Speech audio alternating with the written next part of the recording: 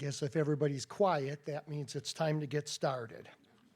Okay, my name is Rich Zach. I am the chair of the WSU Faculty Senate, and I have the honor and privilege of introducing our president, Daniel J. Bernardo, who was named interim president for the four-campus Washington State University system on July 7th, 2015, following the passing of Dr. Elson Floyd. On May 16th, 2014, Dan was named provost and executive vice president of Washington State University. He served in the role on an interim basis from June 1, 2013 to May 15, 2014. Dan has extensive experience in higher education, including teaching, research, administration, and policy development. He served as vice president for Agriculture and Extension and Dean of the College of Agricultural, Human, and Natural Resource Sciences from 2005 to 2013.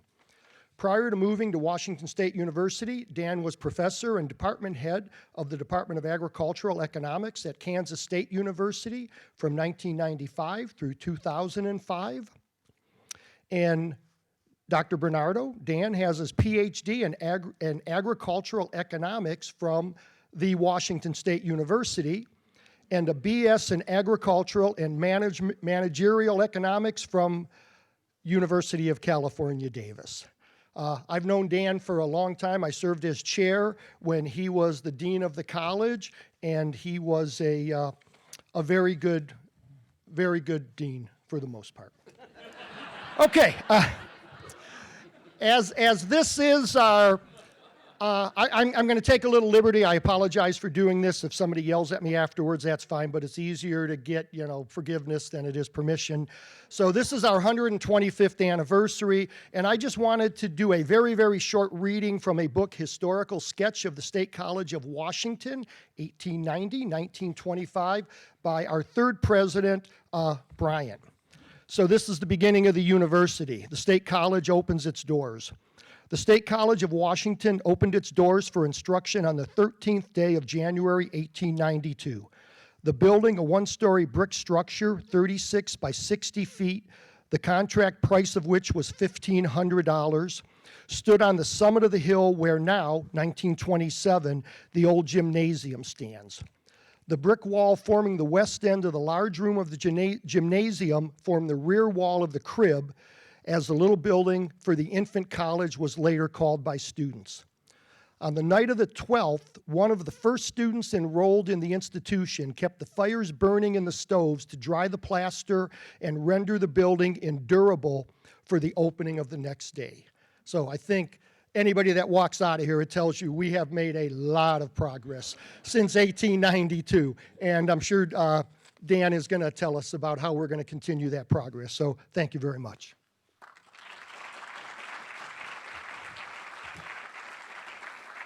Thanks, Rich. It's always a wild card when Rich introduces you. Came out fairly unscathed. I was at a conference, the Seattle Chamber Conference, and the person threw away the bio, and the night before she was out running around talking to our people about me so she could get some fun things. So this was Thursday night, or Thursday morning. And so she closed with the fact that I was a 49er fan, and I got a rousing set of boos from everybody.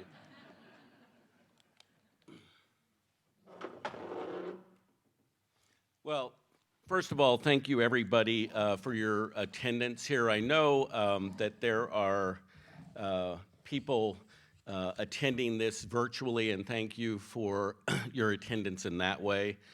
Of course, those folks that are urban campuses, as well as just those around this campus who like to sit in their office and get some work done while they're perhaps listening. So thank you to everybody throughout the system who have taken the time to come today so that we could have this dialogue. As a longtime WSU alum and as a kind of an avid Coug, it really is a humbling experience to serve in this role during this important stage of our university's history. When we look at this year, 2015, there's no doubt that this will be looked upon as one of the most transformational years in WSU's long and storied history. So far in 2015, as you know, we've celebrated our 125th anniversary, as Rich mentioned.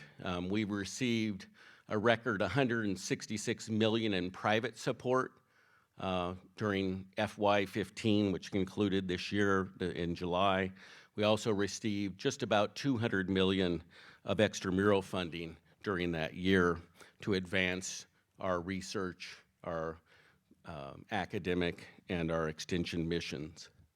We wrapped up our campaign closing at $1,066 million, which is just a tremendous accomplishment, really for everybody, not just the development staff, but that truly is a team effort that everybody contributed to.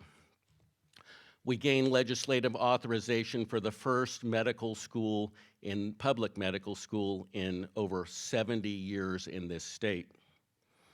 And we've completed several new facilities as you look across our campuses to, again, accommodate our growing academic enterprises. Those included the Wine Science Center at WSU Tri-Cities. If you haven't seen that and you're in the Tri-Cities, you should definitely stop by. The PACCAR building is nearing completion here in Pullman, and as you know, the Global Scholars Residence Hall opened on time, miraculously. Thank you, Olivia and her group. That was a very close call, but that opened. And if you haven't been to Global Scholars, which is over by the soccer field, you should do so, because they've kind of redefined what residential life is on a university campus. We've initiated some new capital projects, including the University Center in Everett, which we broke ground on last month, the Health Science Clinic in Spokane, again, which is under construction as we talk, and we have begun planning and will break ground on 2 additional facilities here in Pullman, the Digital Classroom Building, which will provide much needed state-of-the-art classroom space for our expanded teaching mission, and the Multicultural Center, which will be located over by the entrance of campus. This fall, we enrolled the largest number of students in the history of Washington State University, just a shade under 30,000 total students across the campus. This from a university that was really struggling and kind of hovering around 23,000 for several years. And finally, we developed the university's first comprehensive research plan in decades, which we'll talk about in a little bit. Obviously, 2015 will be also remembered on a very negative note as we lost our 10th president, Elson Floyd, to his battle with cancer. And obviously, his legacy will live forever at Washington State University and will guide us in the years to come. You know, the past 4 months, as I've served in this role, have really tested the mettle of this university. But I think we have exceeded all expectations, and that really is the result of the work of everybody. It doesn't have to do with me. It has to do with us. It has to do with every staff, faculty, and student.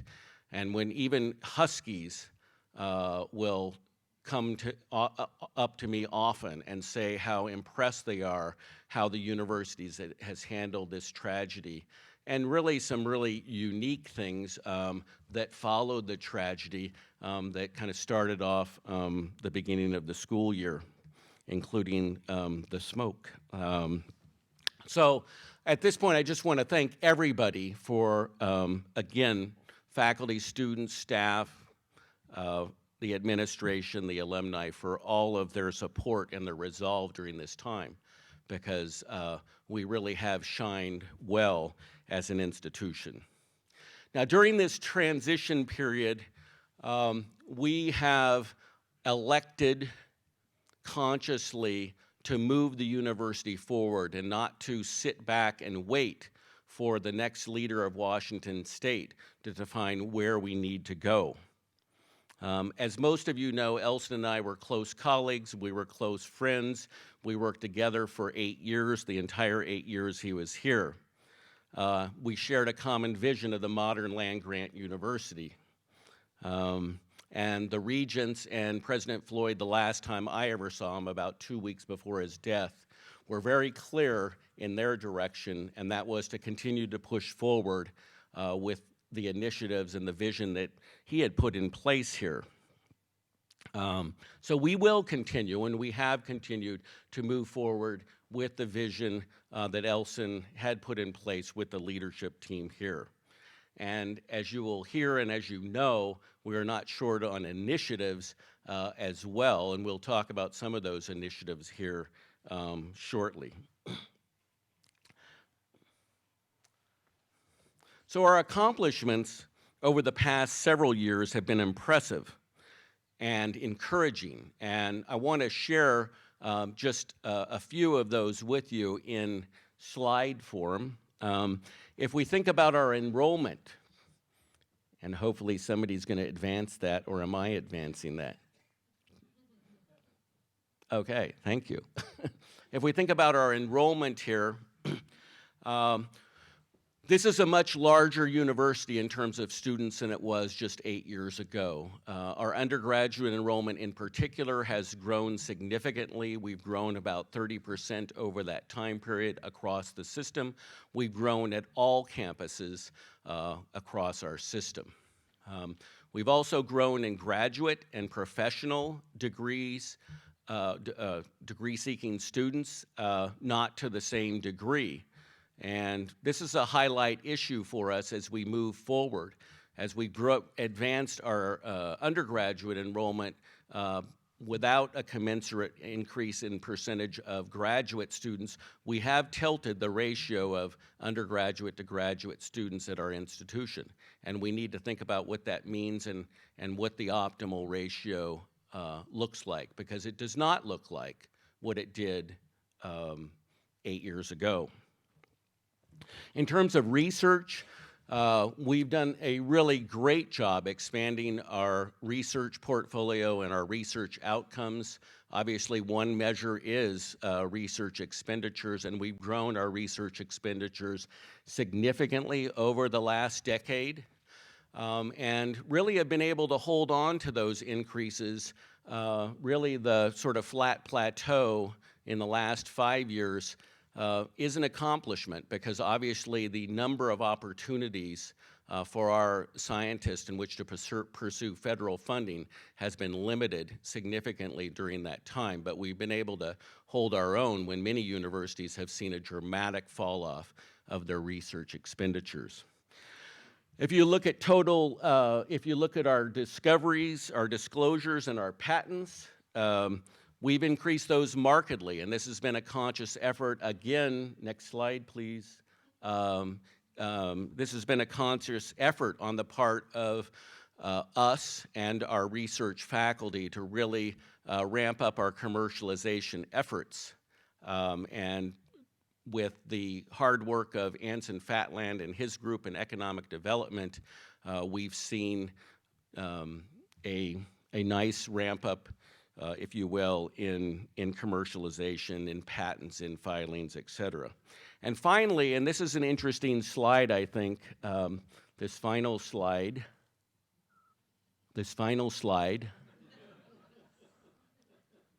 Thank you. If you look at, this is just if you proxy the size of our institution using revenue, I'm an economist, so I guess that makes sense to me.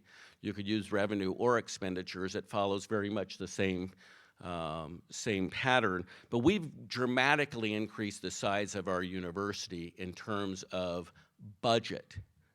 But we'll talk about a little later how that composition of those revenues and those expenditures has changed dramatically over time.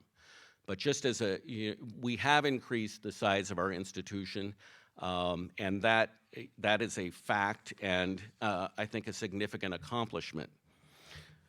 If we think about the strategic direction of our university, over the past 4 months, I have visited with literally hundreds of policymakers, legislators, newspaper editors, industry leaders, alumni, mayors, talking about WSU, talking about our mission. And our message at WSU, what we're trying to accomplish, could not have been received any better. Our vision of a contemporary land-grant university, one focused on access, one focused on excellence in research and engagement with industry and citizens, to assist them in addressing the most pressing problems that they face across the state of Washington, across the nation, and even the world. That message is absolutely spot on. It could not be better, and it shows up in a variety of ways, and it definitely showed up in how we were treated in the legislature this past year. This vision of service to the state, of access, of service to the people is our why. Kim, it's our why. And that is why we exist as an institution. And that is why, hopefully, we all come to work, because you have to have the why before you define the what and the how. So hopefully, we can all get behind this why. As we move forward, the guiding light for the for our advancement of this mission is our strategic plan. We have the strategic plan. I always carry a copy with me. I hope I have one. Yes. We have our strategic plan, and that's an important document that we are really trying to keep in front of us and keep as a living document. So the two defining themes of this plan are a transformative student experience and an AAU-like research profile, just to paraphrase. The strategic plan contains a very detailed implementation plan. In fact, the plan's only 5 pages, the implementation plan's about 10, which I guess says something about how I think strategic plans should be used and can be used. We've developed, under the leadership of Erica Austin, the current co-provost, we've developed a institutional effectiveness council. That's essentially the implementation committee for the strategic plan. They've defined 55 metrics, which will help us monitor our progress in the plan. And they've benchmarked those, set where we are last year, and then where we want to be in each of those 55 metrics over the life of the plan, at the conclusion of the plan. So we will be reporting on that plan annually, and our first report will come out at the beginning of the calendar year. Okay, so we're going to try to live this thing, and we will report all 55 metrics, not just the ones that we feel good about, because that is what we committed to the university to do, and we will do just that. If we talk about those two major themes, the transformative student experience, much of what we've tried to accomplish there is in the general realm of what we call student success. And student success is ultimately measured by our retention of our students and ultimately the graduation and the post-graduation success of our students. While our retention rates are above the national average, they're not where we want them to be. I don't think any of them are where we want to be. The one that's of particular concern to many of us is the first-year retention rate, which hovered around 80% for the last few years. So we are losing students that first year and really need to focus on that first-year experience. There's been a lot of initiatives coming out of the provost office, out of student services, out of the individual colleges that have been directed towards improving that retention rate. We've done things like using data analytics to try to identify at-risk students. We've built learning communities to try to group students together and build community that they can identify with. We've pre-enrolled our students in need of developmental work in those developmental course sections. No longer can you put off developmental math till your senior year. I think that's a good idea. And we've done many other things, in biology and in chemistry, and trying to improve the curriculum and the success of some of these first-year courses. Student success, of course, all of those who are educators and have spent time in undergraduate classes know that that's significantly influenced by admission. So let's just talk a little bit about admission.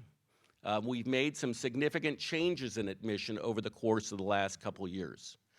One thing that we did was we moved enrollment management, which is admissions, recruiting, financial aid, Brian's down here, to the provost office.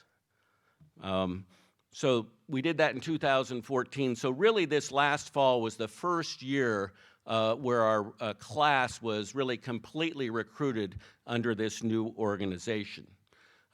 We brought in about 4,720 freshmen system-wide, which was a significant increase. We had increases in all campuses. In Pullman, we had about a 300 student increase here on this campus. We also increased our transfer enrollment by about 13%. We increased our out-of-state enrollment by about 30%, but interestingly, while that may sound a little bit tricky from a state land grant standpoint, we still stand at about 85% of our freshman students, our undergraduate students being Washington residents. So we made major progress in the enrollment front, but we also did that, I might add, by maintaining our commitment that our undergraduate student body will reflect the changing demographics of Washington State. So this current freshman class is about 36% students of color and about 41% first-generation college students. I think you've heard those statistics. But we also did that. We also maintained that demographic composition and increased our enrollment by fairly significantly changing the academic preparedness of our undergraduate students. Average SAT and average high school grade point average has gone up. Through analytics, we identified a group of students who weren't having success as first-year students at Washington State University. We did not admit those students. It does no one any good, and most notably the student, to recruit students who can't be successful here as freshmen. We'd love to have those students as sophomores or juniors, but we declined about 400 to 500 students that probably would have been admitted to WSU a couple, 3 years ago. So we are trying to make sure that we use the best information possible to assure that our students can be successful, and then make sure that we have the infrastructure around them for them to be successful and to be retained. And that's how we plan on increasing that first year retention rate. And I really appreciate everybody's work. Erica's worked a tremendous amount on this ever since she came to the provost office a couple years ago. But she has a whole team of people, the Student Success Council, that's working with her on this from all campuses and all colleges. The second major initiative we talked about was research, and I think our story there this year is a very good one. As I said, we've put together a research plan. We have the first comprehensive research plan really in forever, as far as I know. I don't really know when the last comprehensive research plan was. So under Chris Keene, the new vice president, not really new anymore, but the vice president for research, he's done a great job working with literally a couple hundred faculty to develop that research plan. You know, the high visibility part of that plan is the grand challenges, and that's fine, but I always point people to the other recommendations from that plan because there's some important recommendations about how we go about advancing research that are beyond simply the identification of the grand challenges. Chris and his colleagues have completely reorganized the Office of Research, really focusing on additional resources for research advancement, for proposal development, and for grant management administration.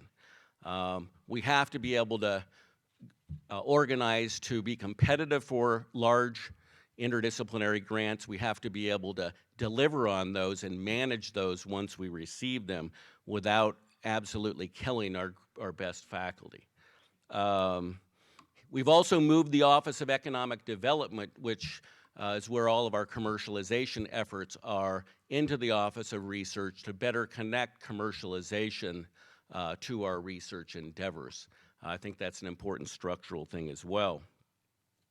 And, you know, I would say that that advancing our research mission and our outcomes from research has to be a high priority for this university. It has to be a higher priority for this university, and it's going to demand a lot more investment. I really feel that, and Chris and I have worked on that. Chris, the Office of the Vice President for Research is the only vice presidential level that received a funding increase this year during a very tight budget time, but we just had to squeeze out some dollars, not only for compliance, but for producing or for developing some resources to advance research. So that those are a few highlights about where we're going on those two major areas of the strategic plan. Now, I'd like to talk a little bit about some key initiatives, and really, you know, this is an important part of what I wanted to address with folks today, because there is a lot going on at Washington State University. Elson used to talk about how we would put a bow around things, and, you know, like, oh, we got the med school approved, and put a bow around that, and I would often kid him that, yeah, and I get the package as provost, because somebody's got to execute these things. And you know, he handed a fair number of packages to me as provost, and now I have those, you know, kind of in my lap as president, and then I have a couple co-provosts that I can put them on them. The medical school, obviously the first large initiative, or the most prominent large initiative we have, is the advancement of the medical school. We are making significant progress with the target of having our first medical students on the Spokane campus in August of 2017. That is Elson time. That is a very, very aggressive agenda. I want to recognize, I think I saw Ken Roberts here. Ken is somewhere. Ken, there he is. I want to recognize Ken and Chancellor Brown for their incredible work continuing to push this initiative forward. I mean, they have done really yeoman's work all the way through this process, and including enabling the authorization through the legislature. As you know, we've hired a new dean, Dr. John Tom Koviak. We hired him in 2 months. That's beyond Elson time. He's a great hire. He's been involved in 3 LCME accreditations. He's led a couple of those. He's already working for us 50% time. He's also working for his previous employer 50% time. But that's been really critical as we try to develop our curriculum and go through the review of our curriculum as part of the LCME process. We plan on submitting our documents around December 1st of this year. As I noted, we also are making progress on our interdisciplinary clinic on the Spokane campus. So all things are moving forward with respect to the medical school. Now, let's have the first big question. So there's about 3 big questions through here. What's the question on a lot of people's minds? It's, will the medical school essentially suck funds from my program or other programs at Washington State University? The answer to that question is no, it should not if we execute this plan properly. Why? First of all, this is a community-based program. Community-based programs do not use or build or run teaching hospitals, expensive clinician practices. We're partnering with health science providers for that piece, okay? We also have a large number of the faculty already employed, many of whom have extensive experience teaching medical students from the WWAMI program. We have the facility we need in place. In fact, much of our facility is actually better than some of the teaching resources at the University of Washington. So facilities are in place for this particular program. The operating dollars for the medical school essentially come from 5 different sources. The first one is we were able to retain all of the medical education funding from the legislature that was allocated during the WWAMI years. So we have that allocation, okay? We have also a small startup set of funds from the legislature this year. Future legislative allocations will build upon this, if you will, permanent budget, okay? So when the legislature passed this medical school authorization, with it is the realization that they have to fund it over time. Now, obviously, you know, there are no guarantees in the world of state politics, but the key leaders of the legislature are fully understand that they did not fund the medical school, and they're obligated to fund that over time if we are going to advance the number of seats. And this is, you know, kind of an incremental approach where you just don't start with a full class of students. You ramp up your student size, and we ramp up the student size as the legislature enables us to through funding. Also, student tuition and fees are an important source of operating dollars. Funding from our healthcare provider partners is another important source. And finally, gifts are an important source. And we have about a $100 million goal for the next 4 years, which is a completely manageable goal for our development team. So personally, you know, I'm an economist. I'm not an accountant, but I can read pro formas fairly well. Those of you the deans and folks who work with me as a provost know that I love budgets and numbers, and you know, the pro formas stack up, okay? We can execute this according to the fiscal plan we have, but it's going to take administration and commitment. The second major initiative I wanted to talk about was Everett. As many of you know, we took over the University Center at Everett about 2 years ago, which was on the community college campus there.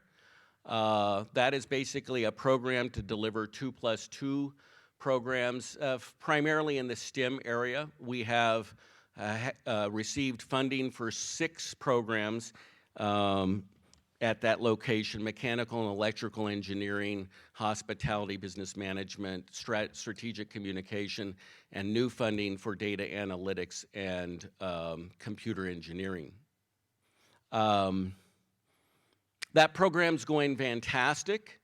We owe a lot of kudos to the folks in engineering in particular.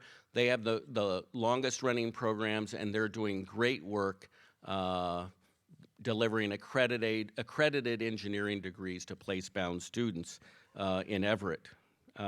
Last month, we broke ground on a new facility there. That will be a great place for us to launch new programs in Everett as well.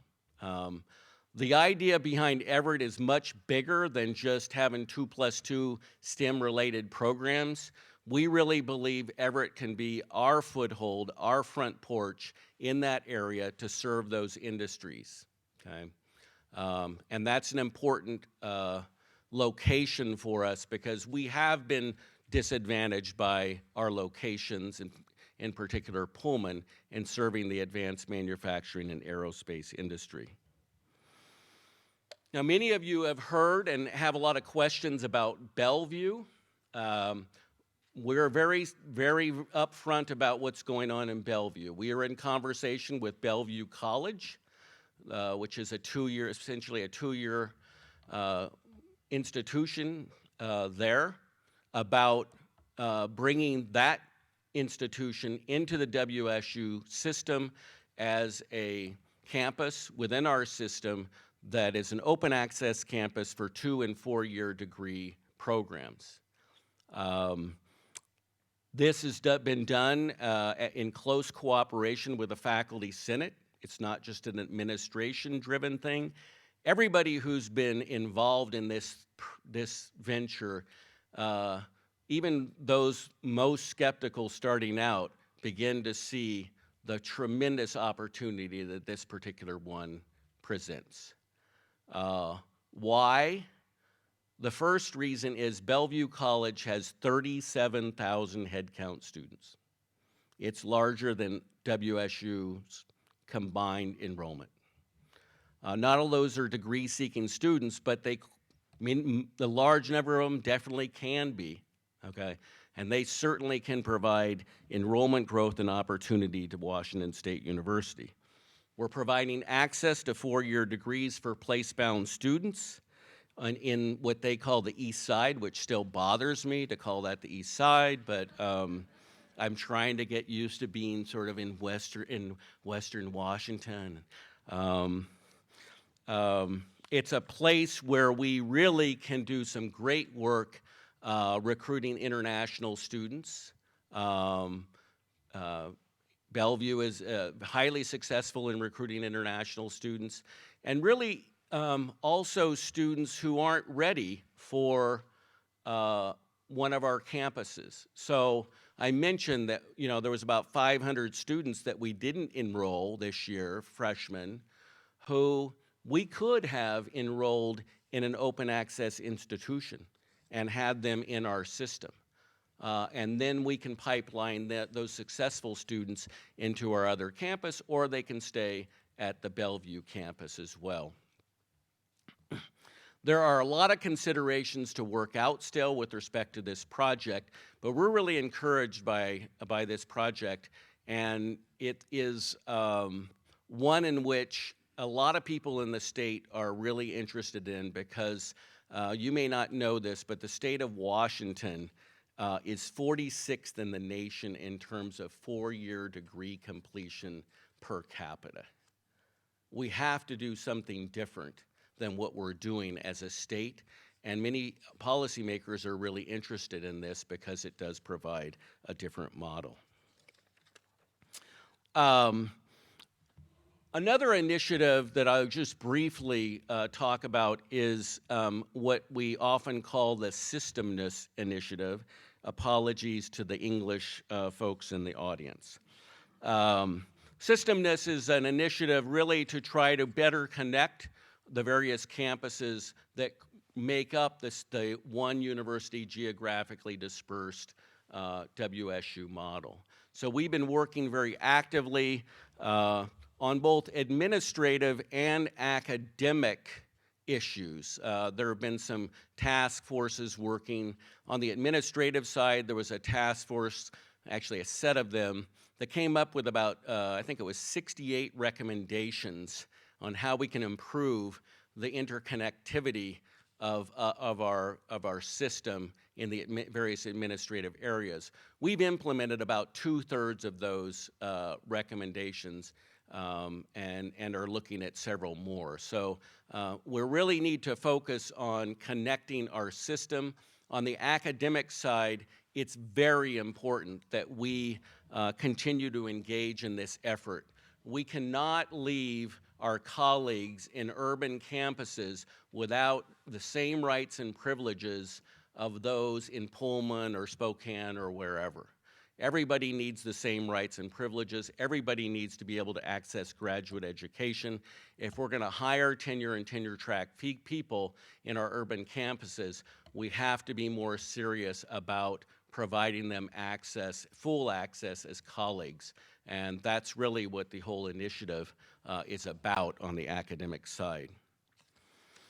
Okay, I'd like to kind of close up my comments to talk a little bit about budget. Now, traditionally in these types of talks, we wouldn't be digging into budget, and we're not going to really dig in by my definition, but I'm going to give you a little bit more resolution than probably you've seen before. So if you don't like budget, you know, you can doze off. If you do, you can open your eyes. So we saw earlier that revenues and expenditures at WSU have increased significantly. We've increased the size of the institution some 45% over the last several years. But the sources of the revenue have changed dramatically. This is that same slide, except for there's some color bars in here to note the sources of the revenues, okay? The primary areas of growth you can kind of see as being grants and contracts, which I can't see that far with this angle. Maybe I can. Grants and contracts are gray, very appropriately, I guess. So the primary sources you see are grants and contracts and tuition and fees. We've dramatically increased those amounts. Tuition has gone from about 15% of our total expenditures to over 30%. Okay? At the same time, the state allocation, which is the red at the bottom, has gone from about 30-some% to less than 15%. So we are becoming, as you've heard, less and less a state-funded institution. It is up to us to drive our growth and to drive our funding as an institution. If you look at the next slide, this shows the distribution of our operating budget, the distribution of these revenues. The important thing here is the only sources of revenue that are really flexible and can be allocated to accomplish our ends are the red and the green, okay? Our tuition and the state dollars, state allocation. Everything else there is for a purpose. So grants and contracts are for meeting the objectives of those grants and contracts. The various service areas, housing and dining, for example, is to feed the student. So only those two blocks or those two wedges are capable of driving us strategically. So if you look at those two blocks, tuition represents 60% of those flexible funds, okay? So what's the message here? The message is if you don't think tuition's important and enrollment's important, that's why, okay? It's vivid. We are a tuition-driven institution, and it affects everybody, including the researcher who hasn't seen an undergraduate student in a classroom in 50 years, if we have any of those, okay? That same researcher, that tuition money is funding, you know, the lights and everything else that goes into his or her lab. So tuition is important for everybody, and those undergraduate students are really, really important. So we focused a lot during this transition period on budget because we really need to take a hard look at the academic budget and the non-academic budget of this university. And it's a good time to do it because it's hard to invoke change sometimes if you're a new person. Okay? And this is a good time to perhaps do some difficult things. There are two significant issues on budget that we need to be aware of. One is that we self-financed essentially 2 salary programs over the last 2 years. Okay, so the first salary program, if you recall, there was no state allocation whatsoever. That salary program cost us $15 million recurring, okay? Recurring, not just 1 year, because you kind of want your salary increase for the next years too, right? The second one was the one we just implemented in January 1st of this year. And we implemented that one, as you know, and we've been very, very transparent about this. We implemented that one hoping that the legislature would cover all or part of it. They covered about half of it. So we have another recurring obligation there. And these have required us to really dip into our, for lack of a better term, carry forwards or our retained balances. The second major issue that we have budget-wise, I alluded to just a second ago, we have to get adapted to a tuition-driven budget, to being able to use tuition and the enrollment money that colleges receive for tuition to really advance the institution, not just teach our undergraduate courses. So we've taken 3 steps during this transition period to try to deal with this and to try to improve our budget situation and get us positioned so we can grow the university in a really positive way to meet our strategic priorities in the plan.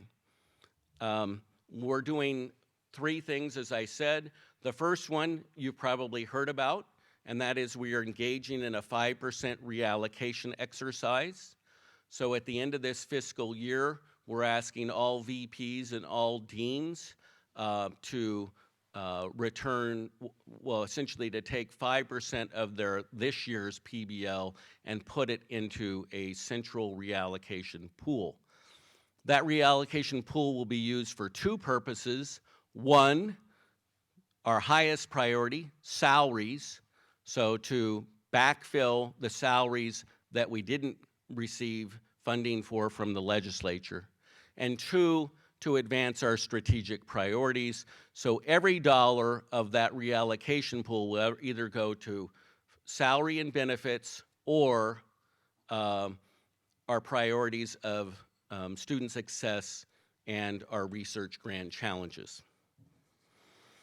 The other things we're doing, we're looking at our academic allocation budgets, how we allocate our tuition money for summer school, for our enrollment-based budget model in Pullman, which gives colleges a large fraction of tuition growth that has occurred since 2011.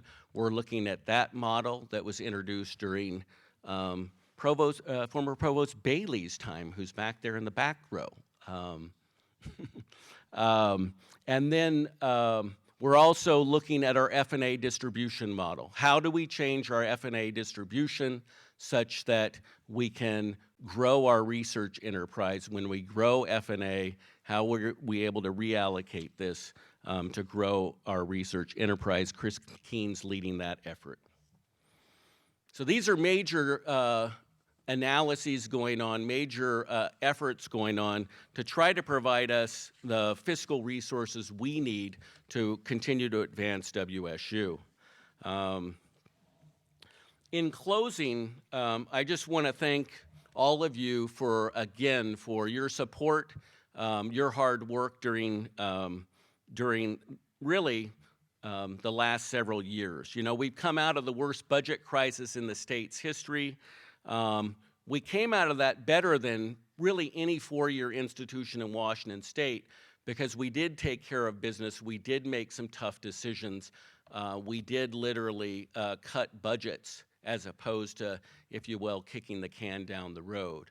That's allowed us to respond more quickly and to advance ourselves in a much more proactive way and priority manner. We want to thank all of you for faculty, staff, for hanging with us during this time.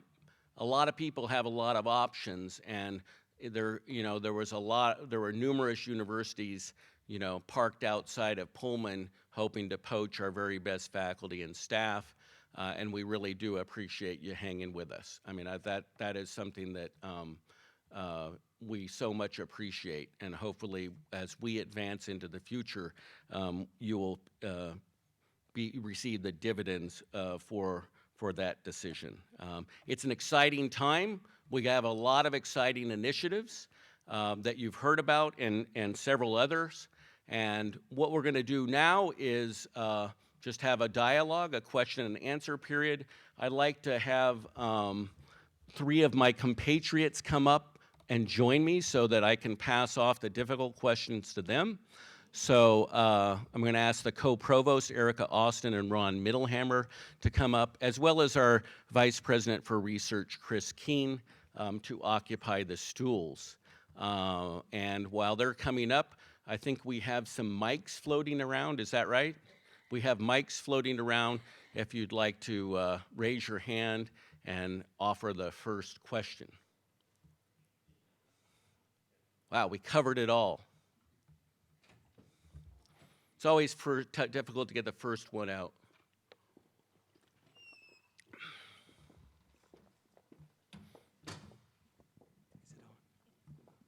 Yes, AG's here.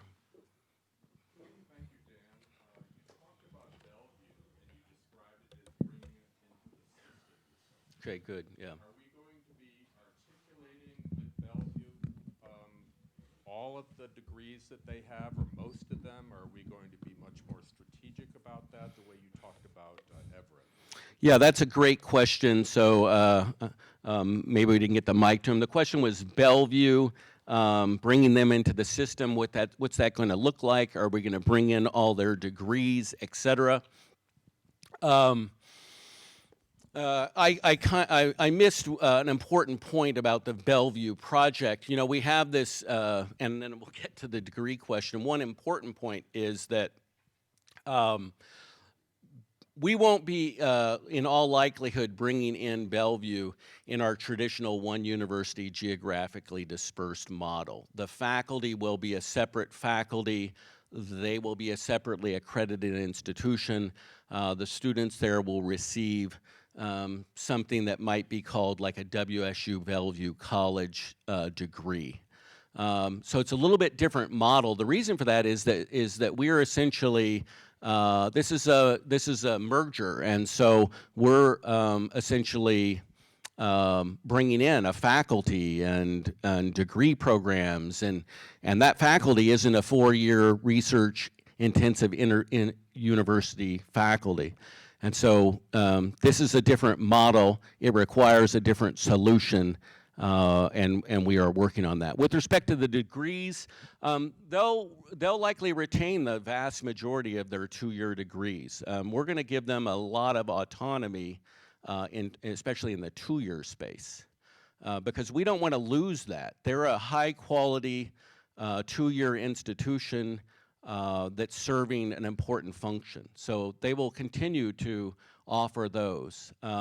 They have a few 4-year degrees. One of those, for example, in nursing, obviously that will involve some work with our nursing program as we, kind of transform that to, a nursing program that probably resembles more of our own.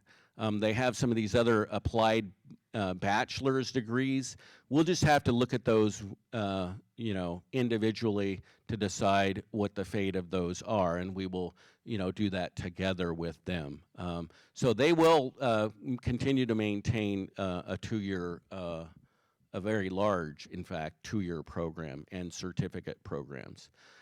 There are some pretty high-quality institutions around the country that offer research institution that offer 2-year degrees, and we are studying those. Obviously, the CUNY system does it.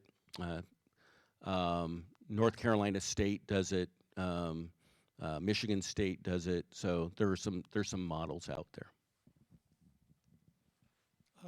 Along probably the same line of question, how does the Washington State University system compare to, say, some other states where, like, say, California, where they have a state university system, University of California system, and would we be better served if we integrated them into Washington, like, say, Central Washington University, Oh. Eastern Washington? We have all these different Right. systems, so I wondered. Yeah, it's actually a good question, one that's outside of certainly our domain. Yeah, we don't have a comprehensive system, although neither does California, because they have a 3-tiered system. That's my home state, and the system and the tiers don't interact very well. So they have a community college, a state university system, and then the UC system. Would we be? I don't know if we'd be better as an integrated system, but I think it's unquestionable, and if we want to really get after the 46-degree completion ranking, I think we really have to worry about how we're better organized as a state and across that system, as you point out. We used to have a higher education coordinating board. They had to approve degrees, et cetera. And to be quite frank, right now, it's a little bit like the wild, wild west out there. You can pretty much do whatever you want, and I don't know where we're going to go in terms of coordination from the state level, but there is a need for it. So it's a good observation, actually, on your part. All of those institutions act fairly independently. When I meet with provosts or now presidents from those the other 4-year institutions, we very much align with the University of Washington as opposed to the others. Because of the research programs we have and we're doctoral granting institutions, the 2 doctoral granting institutions. But nobody really has defined particularly very well what the various participants in the system, what their role is, and in changing that 46th ranking. Thanks.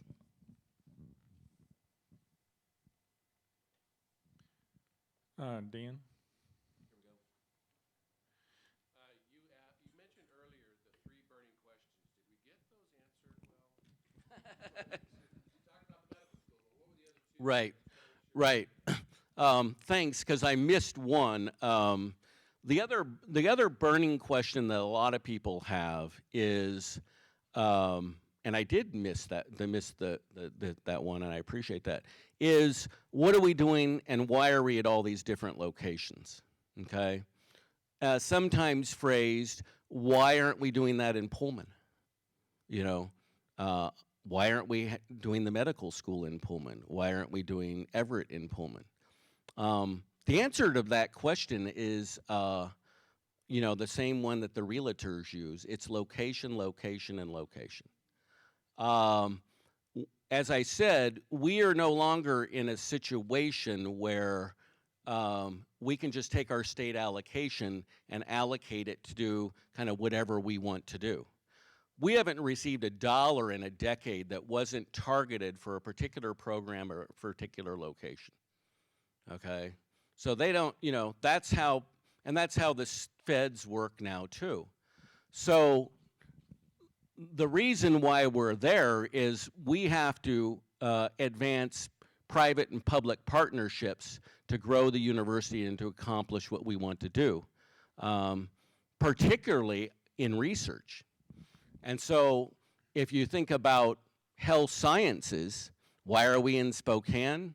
Well, because Spokane is the largest catchment area for health sciences between Seattle and Minneapolis. If you're going to build health sciences, you have to have health science professionals around you, okay? That's the whole clinical component of what we do. And Spokane, literally, is the best location between Seattle and Minnesota, okay? If you think about Everett, as I've said, we haven't been particularly very adept at connecting to many of those advanced manufacturing industries around Everett. And it's just, to be honest with you, part of it's just that we're a long ways away. So we need to use Everett as our place where not only are we connecting Everett to Boeing and other industrial partners, but we're also connecting Pullman Engineering and Pullman Communication and Pullman Business straight through there. That's why hospitality's there. So it's really, so that location is become more and more important to build partnerships and to build funding. The building in Everett, it would not have been funded had it been in Pullman, Washington. Just a simple fact.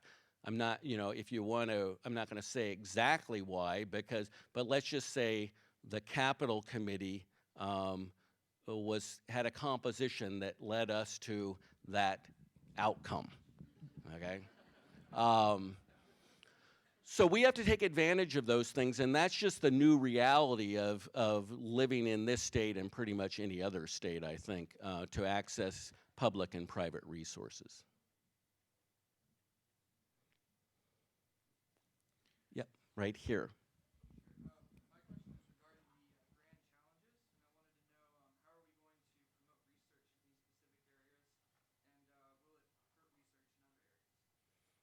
Yeah, I'll let Chris handle that one, and I'll backfill for him. But we'll let Chris Keene talk about that some. Okay. Oh, I guess I can't. Okay, I'll just talk this way. Okay, a great question. So yeah, let me address that. So I think the short answer is, the grant channels are really meant to provide an additional research outlet in multidisciplinary areas. They're meant to complement, the university's historical strength and individual investigator work, which is really the bedrock of how we build our research enterprise. It's individual researchers getting grants, accumulating expertise, becoming visible, having great reputations and recognition. So it's really meant to be additive. There is no process going on to explicitly change from this type of research to that. It's really the option to do more multidisciplinary work. I think the strategy to implement that is, obviously, as you know, the challenges are fairly broad, like sustaining health and so on. There are faculty groups that are working on this to identify specific problems that we're going to go after there, and those will be the seeds of better multidisciplinary grant proposals we'll turn in for funding in those areas, which will provide an additional research opportunity for faculty. Okay. Yes. I was very pleased to hear about the data analytics and the work on trying to select our freshmen more selectively, and I guess I'm a little curious where we're going forward in that area in the future. One area that, having done Alive for several years and others, we still see a huge number of students coming in with very deficient math backgrounds, and I'm wondering what's going to happen there, because if you have a pre-vet student that qualifies for Math 100 or 103, they're in a tough position. It seems to me they'd be better off getting the preparation they need elsewhere before they attempt something like that. Yeah, I'll let Erica follow up on me on that. She's been working in a lot of these areas. I kind of spearheaded enrollment management for my term. Once we received it in 14 until I left, so I have some fairly specific points there. Yeah, we're trying to. We have done the analytics, looking at first-year retention, and just trying to look at the factors that explain retention or loss of the student. And certainly, there's many. They're not all academic, but on the academic side, we have found some high school grade point averages in particular that just explain a great deal of the loss of students, okay? So what we do is we use high school grade point average and SAT, and then, and obviously that cuts off a certain amount of the applicant pool. Obviously they're just too low. We've also looked at a strata where we go in and Wendy Peterson, is Wendy here?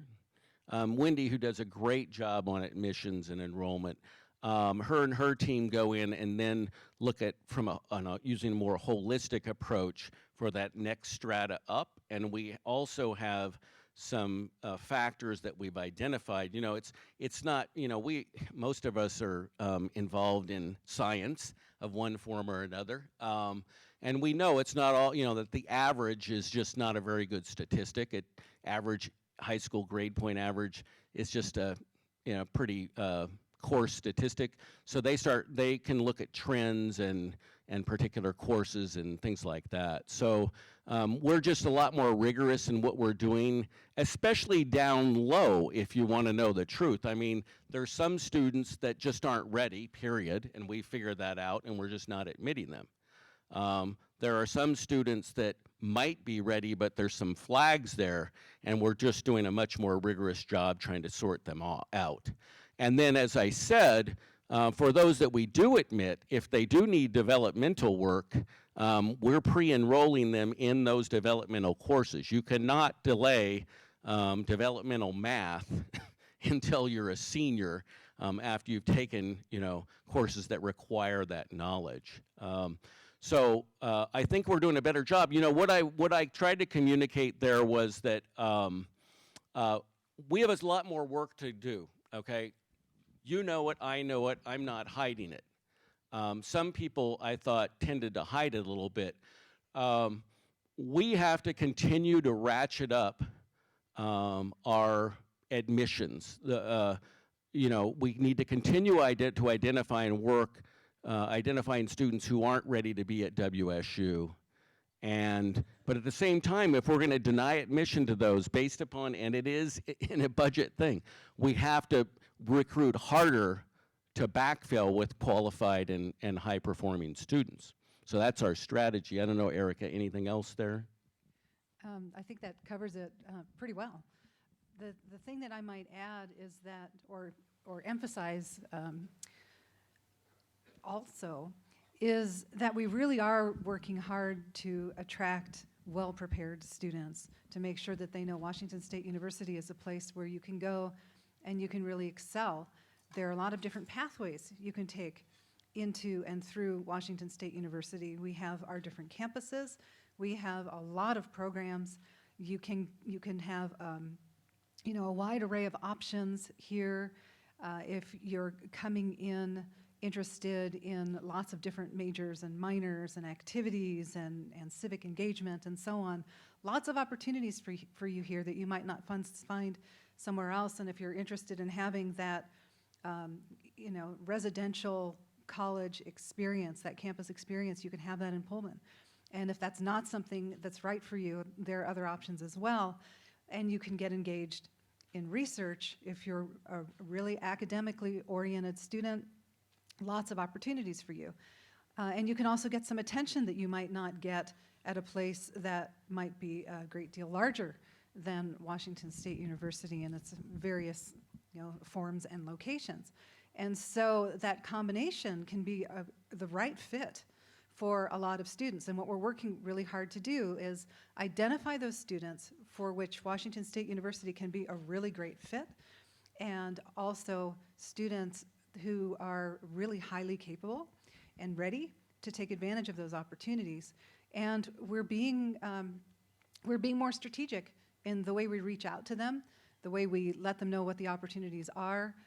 We let them know about our honors college, among other things. In terms of financial aid, we have some really skilled, creative, and dedicated people who've been working on financial aid packages, both using central funds and state need grants, and also the collaboration from colleges, so that we can put really interesting packages together that can help students come here and pay more attention to their studies than to having to, you know, work multiple jobs to be able to fund their education. And they can take advantage of things like co-curricular activities and research opportunities and internships and study abroad, and the things that really do make your education special and uniquely useful and position you for success when you graduate, not just for an entry-level job, but for leadership.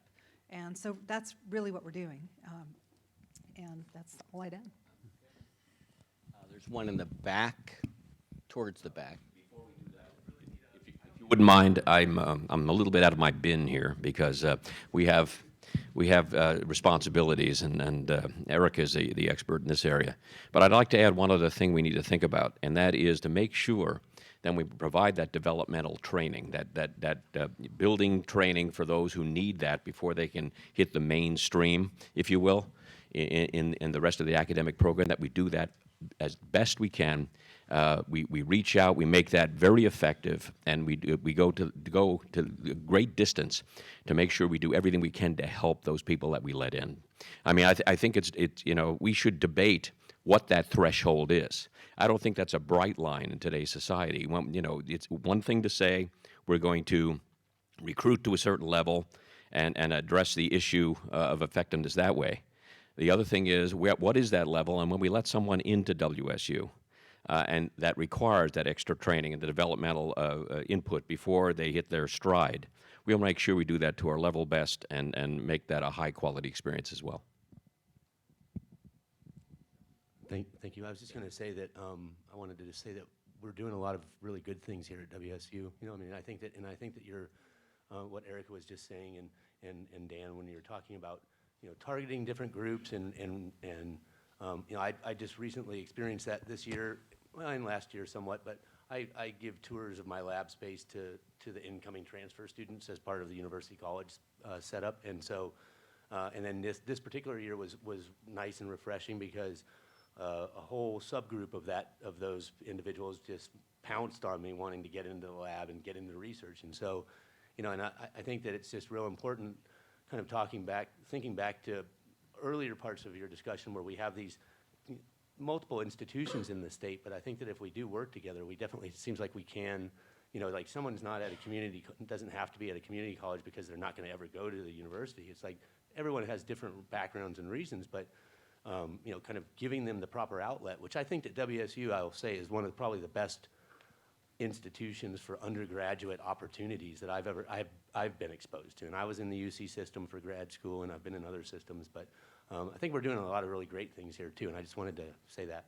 Yeah, I want to make sure that we're communicating that as well, because I do think we're doing a lot of great things. And you mentioned one thing that's really important, and we haven't gotten there yet, and that is, how do we use the power of the system to recruit and retain students? So if you just look at engineering, you can get a mechanical engineering degree in Bremerton, Everett, Pullman, Vancouver, and Tri-Cities. I would argue that while those are all fine accredited degrees, the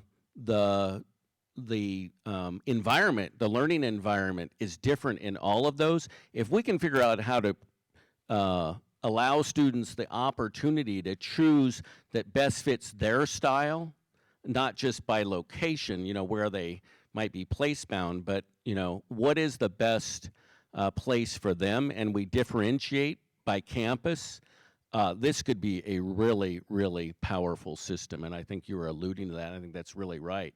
I look at they're not kids. I look at the students at Everett, and I met with them, and it's like, wow, these are not your prototypical engineering students.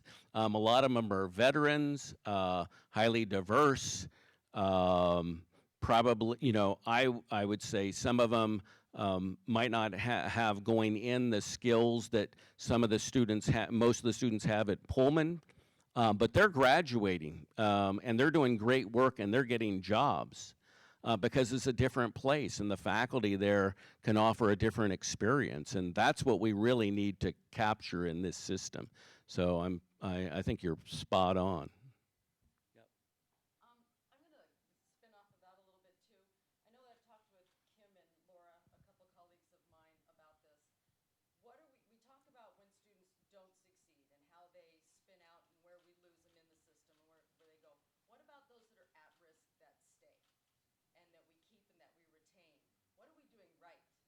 Instead of focusing on what we're doing wrong, what are we doing right? How can we do more of that? Are we collecting those data or thinking about that at all? Take that, Eric? Sure. The question, if you couldn't hear it, was what are we doing right with students who stay? There are some students who may be at risk of not succeeding and of dropping out, and what are we doing that helps them succeed? We're engaging with them. One of the things that we've done is invest in a predictive analytics system that helps advisors identify whether students are on track, a little bit off track, or maybe way off track. And the idea is to figure that out sooner rather than later so you can intervene and help advisors, some of whom have much heavier loads, numbers of students they need to advise.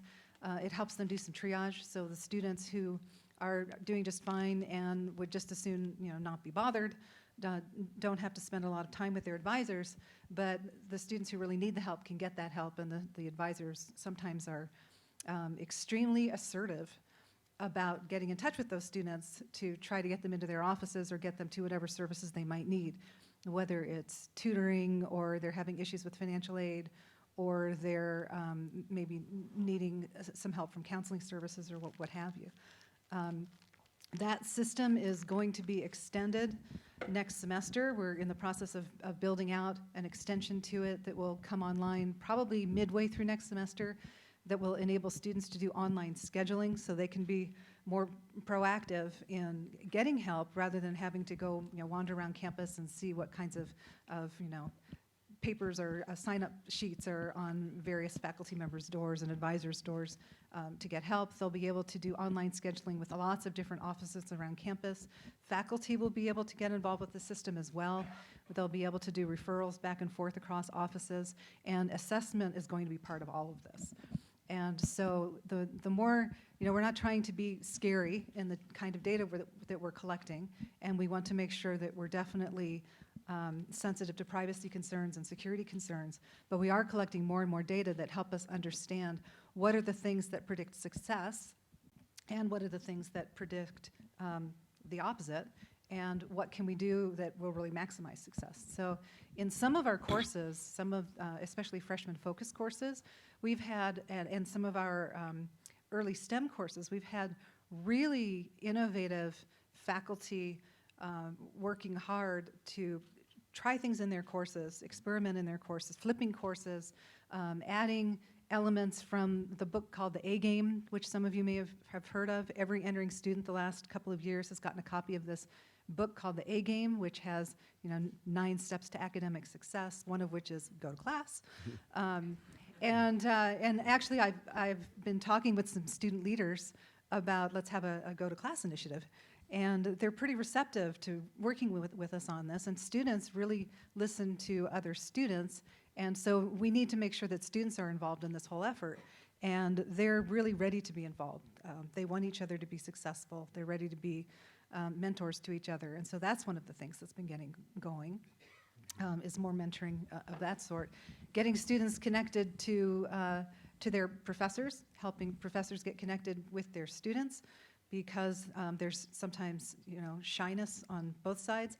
I learned recently that there was a student who was shy about going to office hours because the student thought that office hours meant that's when a faculty member is trying to get something done in their office. And you're not supposed to bother them during those office hours.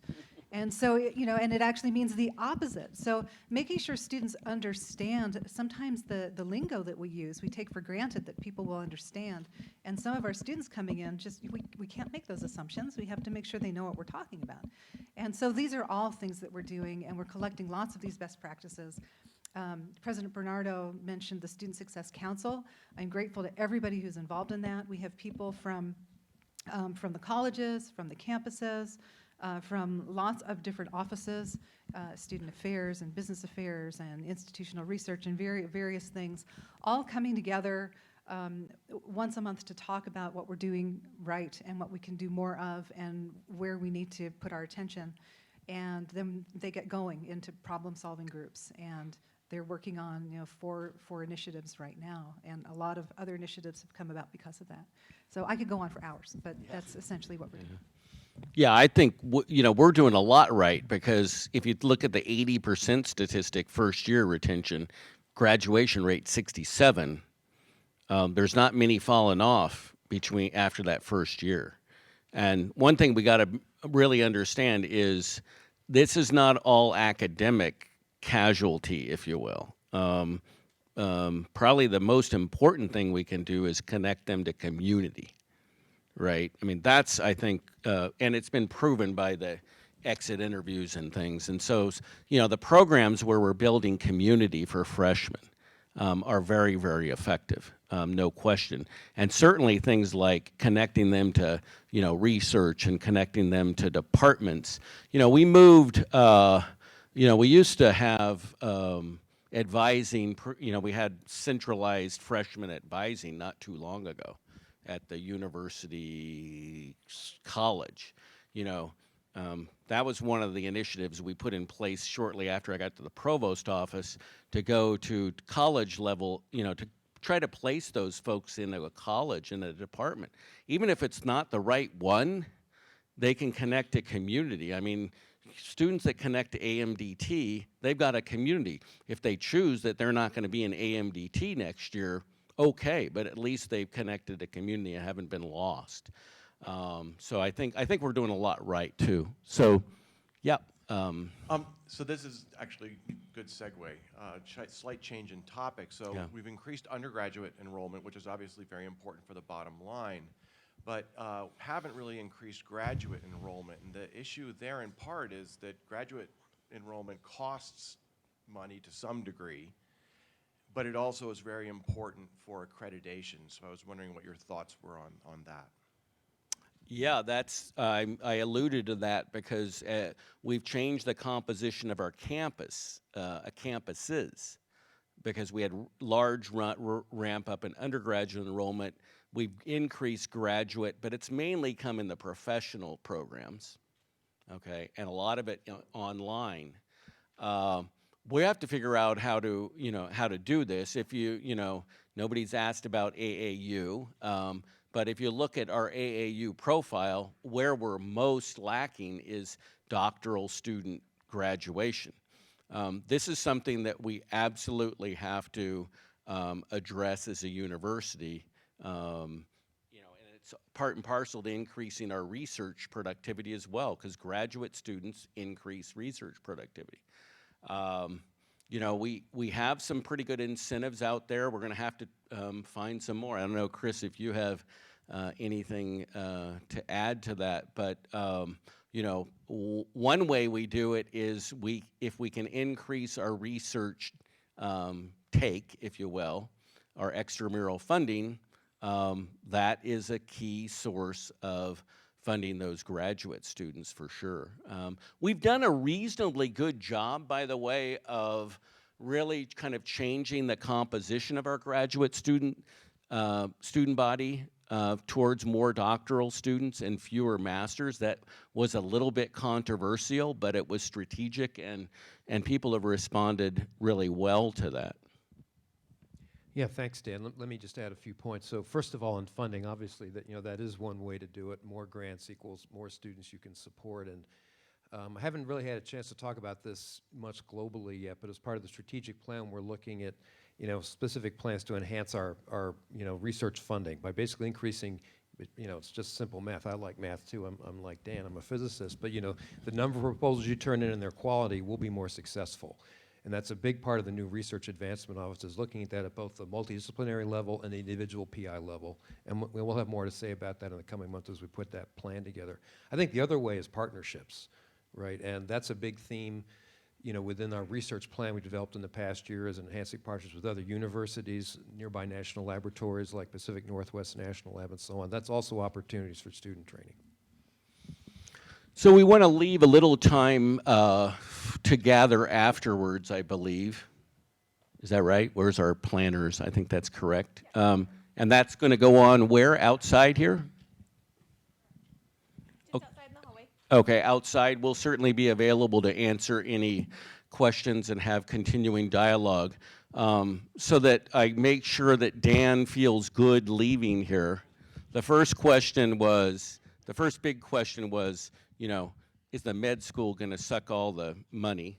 Okay. The second one that I addressed was, is enrollment important? Okay, why do we increase in enrollment? Hopefully, we figured that one out. And the third one was, why are we at all these locations? Okay, and hopefully, I hear those regularly. They're really good questions, and hopefully, we provided you enough meat behind it so that you can kind of understand a little bit better than you did an hour ago about why we might be doing these things. With that, we thank everybody for their participation and listening. Look forward to visiting with you a little bit more out front. And thanks again, and go Cougs.